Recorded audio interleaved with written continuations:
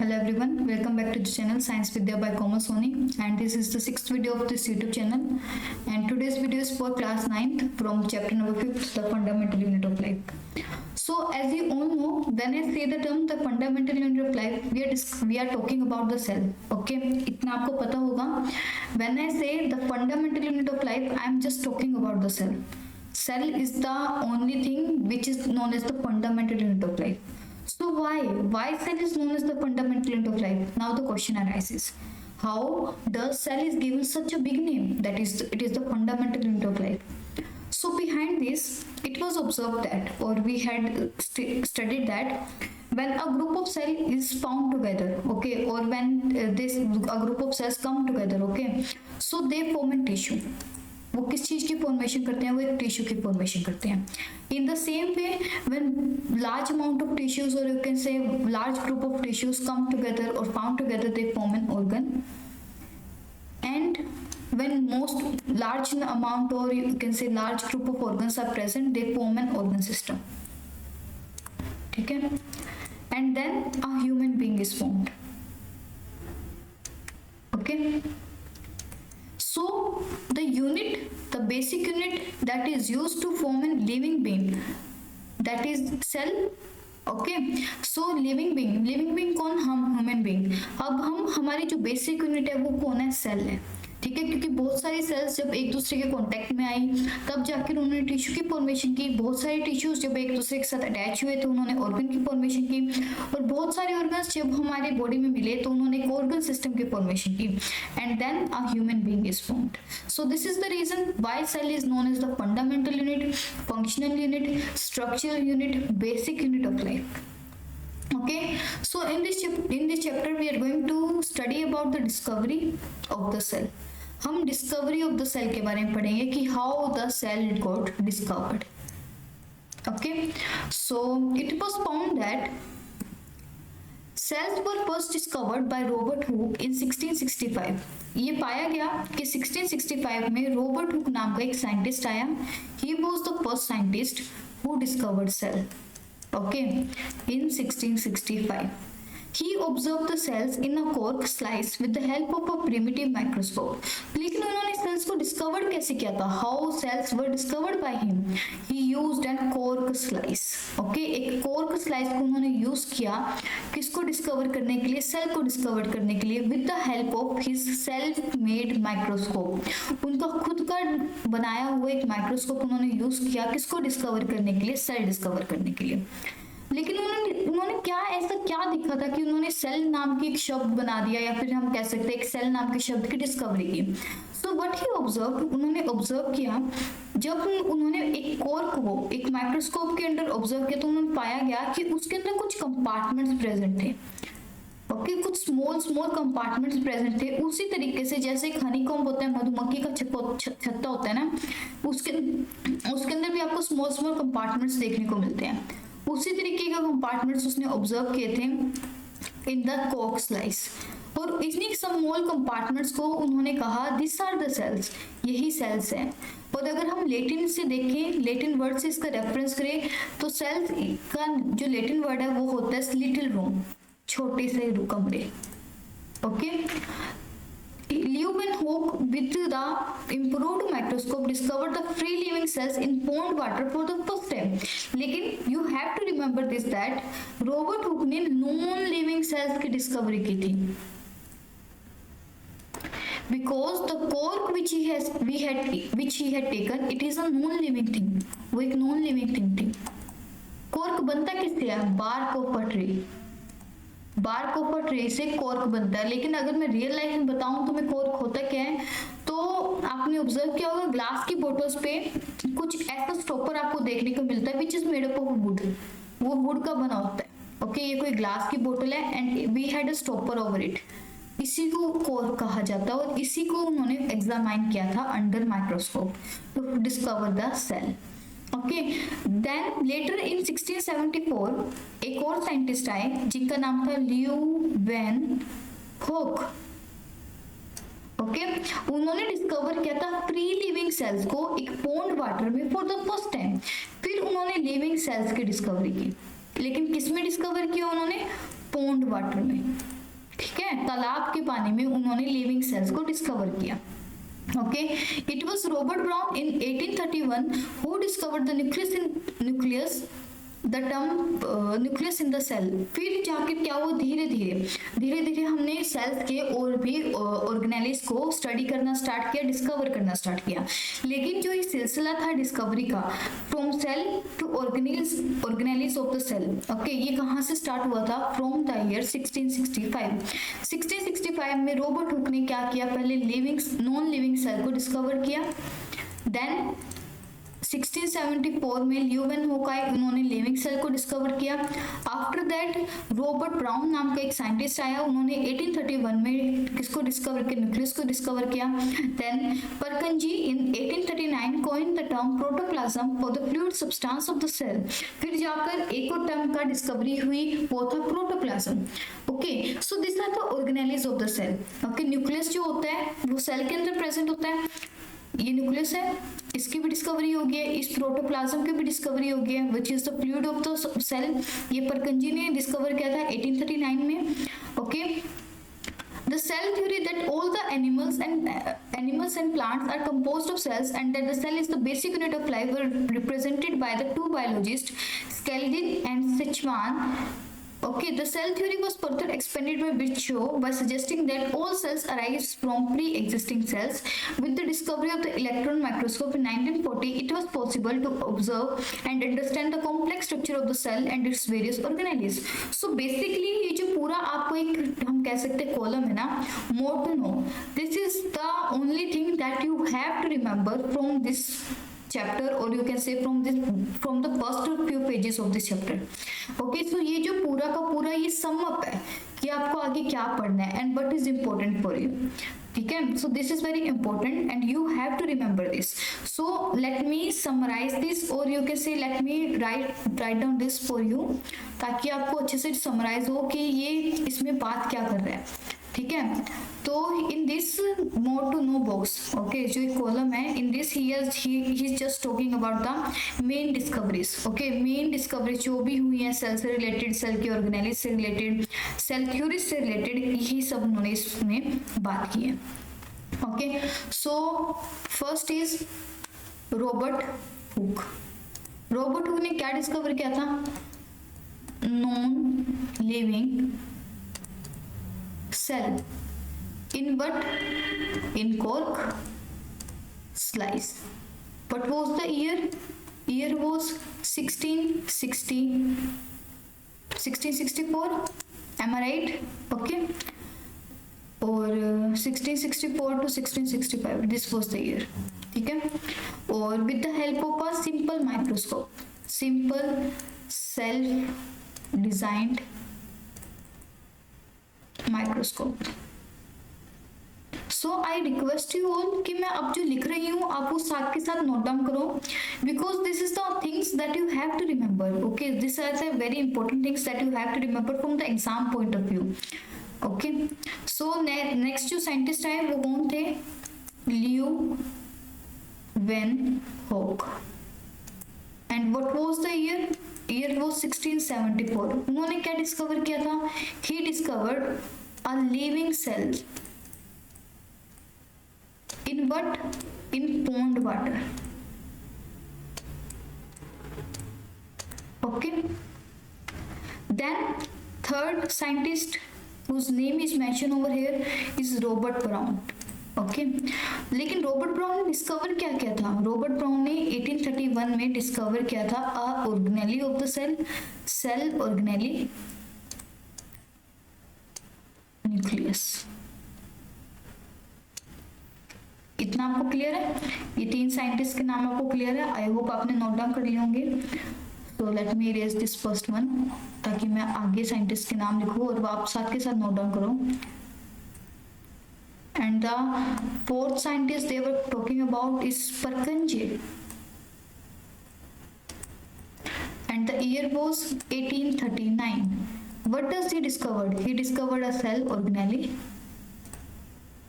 known as protoplasm. Protoplasm is the fluid of the cell, ये fluid structure होता है, जो भी फ्लूइड हमारे सेल के अंदर प्रेजेंट है, दिस, ये क्या है, प्रोटोप्लाज्म है। Okay, then a theory was found, फिर एक थ्योरी आई जिसका नाम था सेल थ्योरी। ये थ्योरी क्या कहती है, ये थ्योरी कहती है कि जो सेल है वही बेसिक यूनिट ऑफ लाइफ है, और जितने भी प्लांट्स हैं, जितने भी एनिमल्स हैं, सभी किससे बने हुए हैं, सेल से बने हुए हैं। All animals and plants are made up of cells. ये थ्योरी दी किसने थी पर, who was behind this theory. Okay, ये अब ये क्वेश्चन अराइज होता है, who was the person behind this theory, and there were two scientist. फिर पाया गया इस थ्योरी के पीछे दो साइंटिस्ट थे, उन दो साइंटिस्ट का नाम क्या है, Skeldin and Sichuan. Okay, you have to remember these two names. Skeldin and Sichuan. And the year was 1839.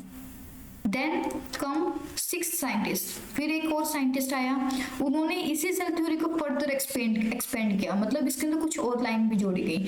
उन्होंने क्या लाइन जोड़ी कि जितनी भी सेल्स हमें मिलती हैं वो पहले से जो प्रेजेंट है सेल्स उनसे मिलकर बनी है।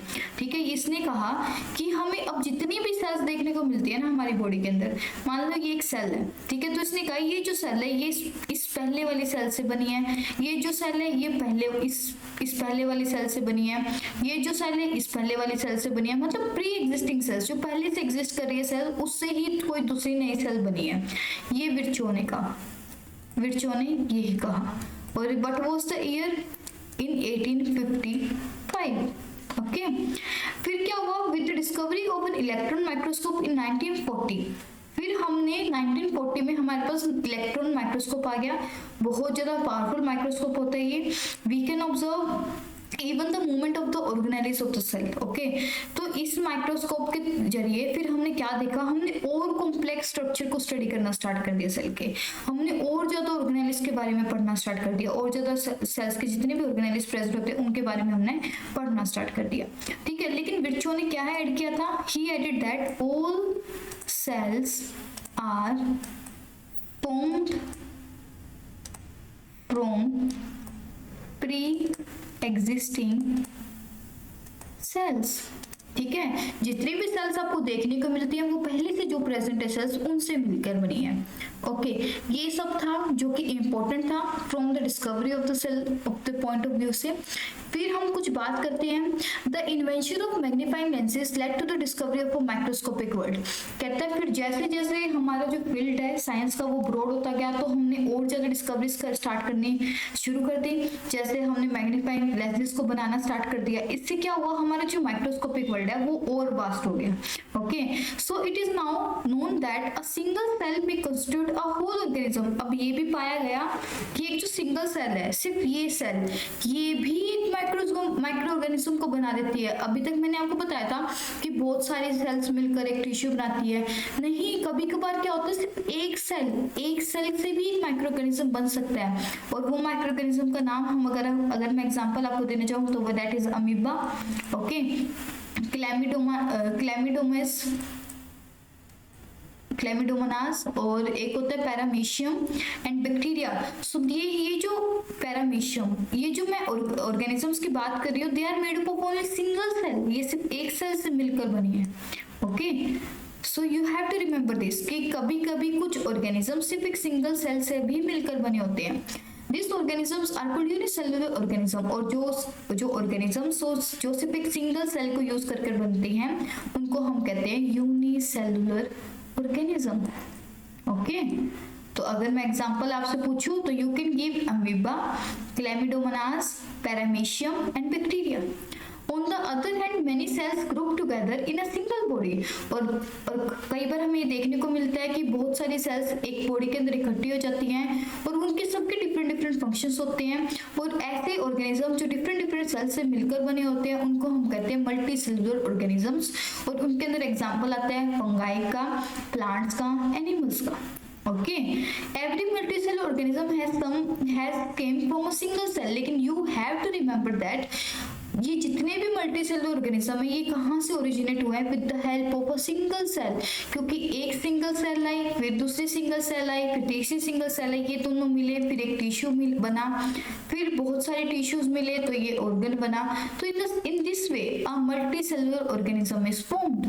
Okay, so cell divide to produce cells of their own kind. तो ये पाया क्या कि एक सेल डिवाइड करती है, वो अपनी जैसी दो सेल और बना देती है, ठीक है। Thus we can conclude that all cells thus come from pre-existing cells। तो हम कह सकते हैं कि जितनी भी सेल्स हैं जो पहले से प्रेजेंट है सेल्स, उनसे ही ओरिजिनेट हुई है अब नई वाली जो सेल्स है, ठीक है। Some organism can also have cells of different kinds, और कुछ ऐसे ऑर्गेनिजम्स भी होते हैं जिनके पास डिफरेंट टाइप्स ऑफ सेल्स होती हैं।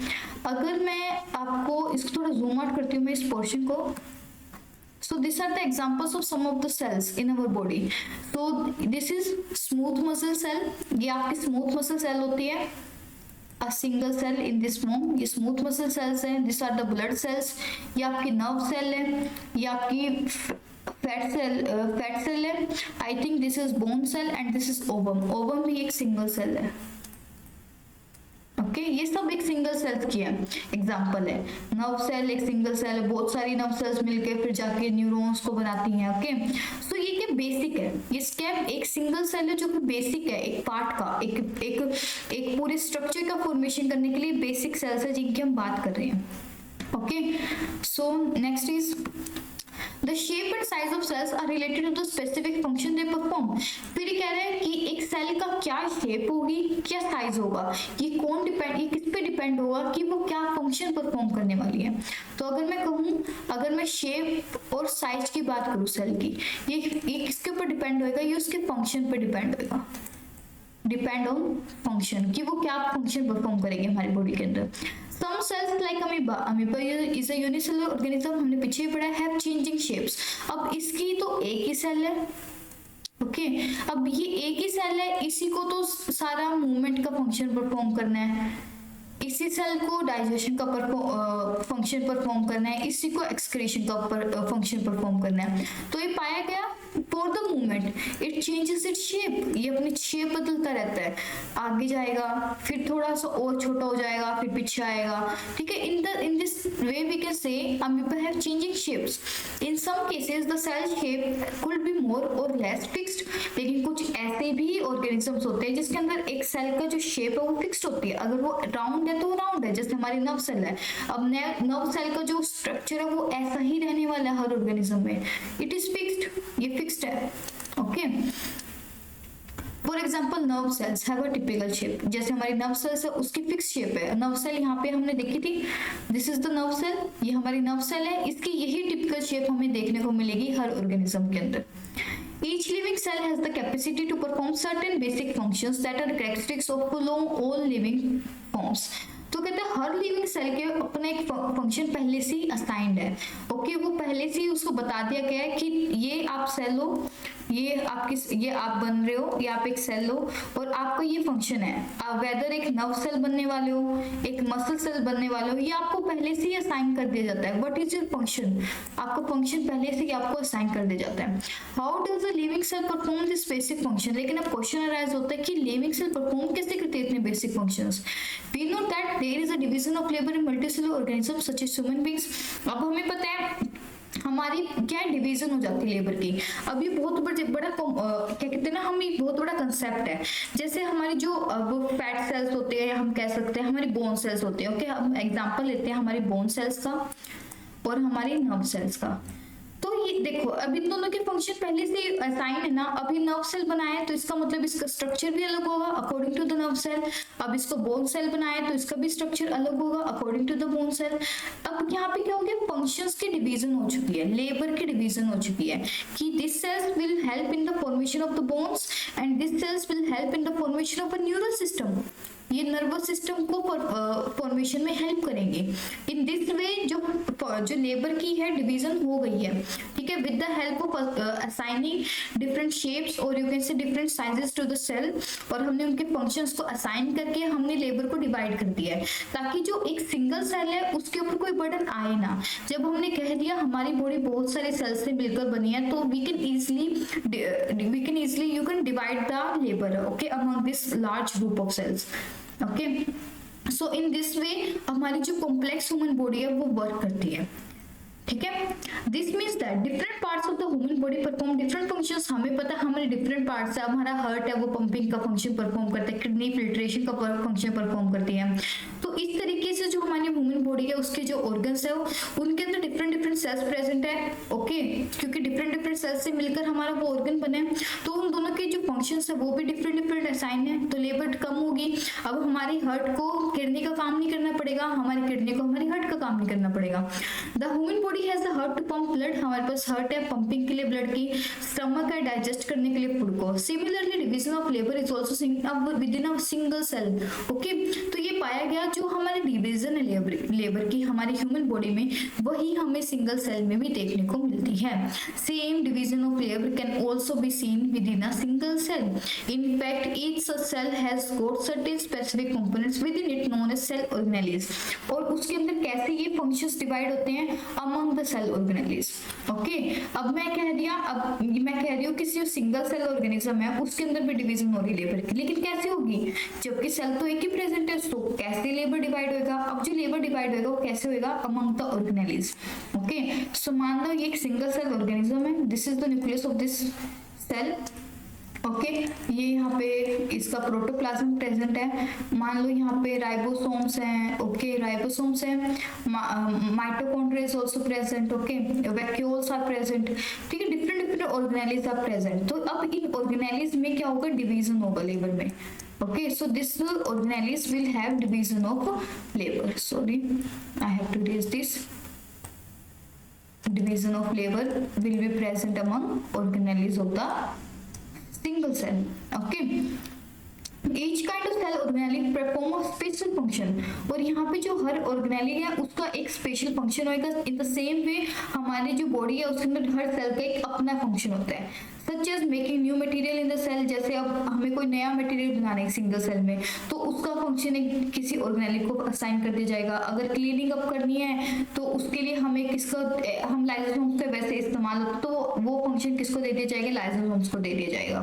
This organelle together consider the basic unit of cell called the cell, और यही जो ऑर्गेनेलीज हैं ये मिलकर क्या बनाती है, एक पूरी सेल की क्या करती है, फॉर्मेशन करती है, बेसिक यूनिट की फॉर्मेशन करती है। It is interesting that all cells are found to have the same organelle and no matter what their function is or what organism they are found in. ये पाया गया कि जितनी भी सेल्स हैं उनके जो ऑर्गेनेली वो सेम ही होते हैं। ये इससे कोई मैटर नहीं करता कि वो किस ऑर्गेनिज्म में प्रेजेंट है या उनको क्या फंक्शन असाइन किए गए हैं, लेकिन उनके जो ऑर्गेनेली है वो ही सेम मिलेंगे। जैसे अभी सिंगल सेल ऑर्गेनिज्म मैंने अमीबा की बात की, अगर मैं हमारी बात करूं बोन सेल की, तो हमारी में भी एक न्यूक्लियस देखने को मिलेगा, यही माइटोकॉन्ड्रिया देखने को मिलेगा, यही वैक्यूल्स देखने को मिलेंगे, ओके, ये प्रोटोप्लाज्म देखने को मिलेगा। तो ऑर्गेनेलीज तो सेम है, ठीक है, ऑर्गेनेलीज सेम है, फंक्शंस बेशक डिफरेंट हो, लेकिन ऑर्गेनेलीज जो हमारी बॉडी में और इनकी बॉडी में प्रेजेंट है दे आर सेम। ऑर्गेनेलीज हमेशा सेम रहेंगे, बस हाँ फंक्शंस की जो डिफरेंशिएशन है वो देखने को मिलेगी, ठीक है, शेप एंड साइज उनके हिसाब से चेंज हो सकती है, बट द कैरेक्टरिस्टिक्स और यू कैन से the name of the organelle will be same in the both cases. So today we had learned about the discovery of the cell, how cell got discovered, who were the scientists behind this discovery of the cells, उसके organelles के behind कौन है, okay. और हमने पढ़ा कि कैसे sales की शेप होती है, साइज होती है, किस पे डिपेंड करती है। हमने यूनिसेलुलर मल्टीसेलुलर ऑर्गेनिजम्स के बारे में पढ़ा। So this is for today and I had started the basic of the chapter, okay. So it is very important that you note down all the things that I have told you to write down, and I hope you like this video. Please like it, share it, subscribe it with your friends, share it, okay, so that they can also learn from this. Thank you so much for watching. See you in the next video. Stay tuned. Bye.